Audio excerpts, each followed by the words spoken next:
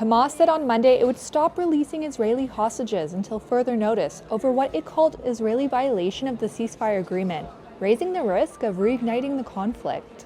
The Palestinian militant group was set to release more Israeli hostages on Saturday in exchange for Palestinian prisoners and other Palestinians held in Israeli detention, as had been happening over the last 3 weeks.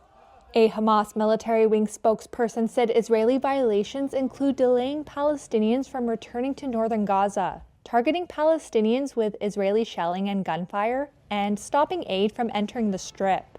Israel's defense minister said Hamas's announcement violated the ceasefire deal and that he had instructed the military to be at the highest level of readiness in Gaza. Protesters in Tel Aviv demanded the safe return of all hostages on Monday. We are getting used to seeing our people getting back, sometimes horrible conditions, but alive. And we're expecting for this deal to continue until its very end, and by the conditions fully. A group representing hostage families called on mediators to stop the deal from breaking down, while a group representing Israeli military veterans accused the government of intentionally sabotaging the agreement. So far, 16 of the 33 hostages to be released in the first 42-day phase of the deal have come home.